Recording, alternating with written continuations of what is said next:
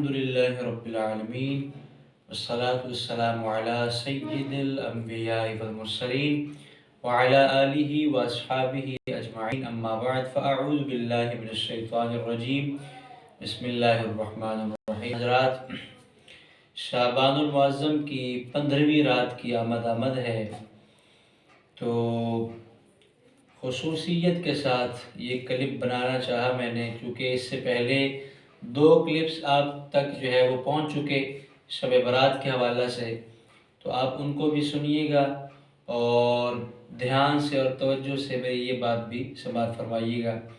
شعبان المعظم کی 15ویں رات کو شب برات کہا جاتا ہے، اور شب برات کا مطلب یہ ہے کہ نجات کی رات، یعنی اس رات کی خصوصیت یہ ہے کہ اللہ رب العزت اپنے خاص بندوں پر، یعنی اپنے بندوں پر خاص رحمتوں کا نزول فرماتا ہے، اور اس رات میں ہر امر کا فیصلہ ہوتا ہے، اور اللہ رب العزت اس رات میں بندوں میں رزق تقسیم فرماتا ہے، اپنی مخلوق میں رزق تقسیم فرماتا ہے، اور سارے سال میں بندے سے جو بھی اعمال ہوں، جو بھی اعمال سرزد ہوں، جو بھی واقعات پیش آئیں، تو اللہ رب العزت ان اعمال سے، ان واقعات سے اپنے فرشتوں کو باخبر کر دیتا ہے۔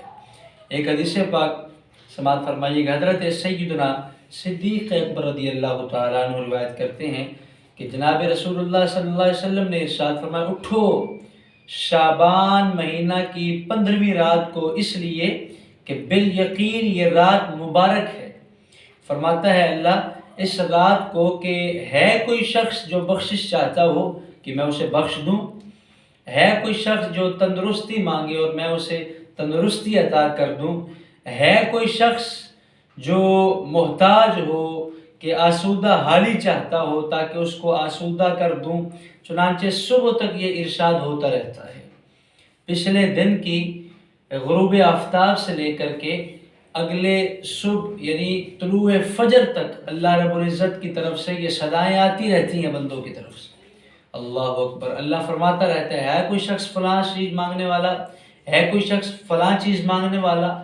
تو کتنی یہ مبارک رات ہے حدیث پاک کی روح سے۔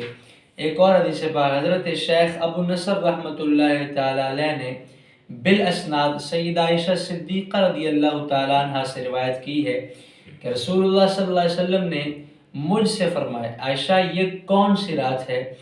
تو سیدہ پاک فرماتی ہیں اللہ اور اس کے رسول بہتر جانتے ہیں۔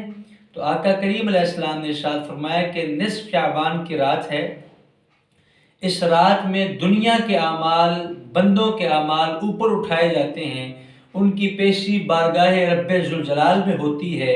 اللہ اس رات بنی کلب کی بکریوں کے بالوں کی تعداد میں لوگوں کو دوزخ سے آزاد فرما دیتا ہے۔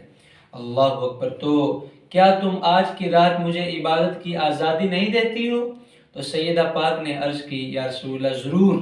پھر آپ نے نماز پڑھی اور قیام میں تخفیف کی، سورہ فاتحہ پڑھی اور ایک چھوٹی سورت پڑھی، پھر آدھی رات تک آپ سجدے میں رہے۔ اللہ اکبر، پھر کھڑے ہو کر دوسری رکعت میں بھی قیام میں تخفیف کی، سورہ فاتحہ کے بعد چھوٹی سورت ملائی، اور پھر جو ہے وہ سجدے میں پڑ گئے اور فجر تک دوسرا سجدہ کیا۔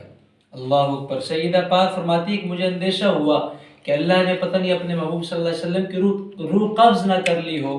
تو آپ فرماتی ہیں کہ میں حضور کے قریب گئی، اور قریب پہنچ کر میں نے آقا کریم علیہ السلام کے تلووں کو جو ہے وہ ہلایا، حضور کے تلووں کو چھوا، تو حضور نے حرکت فرمائی۔